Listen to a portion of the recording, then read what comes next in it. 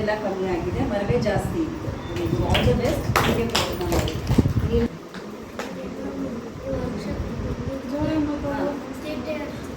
ಹಾಂ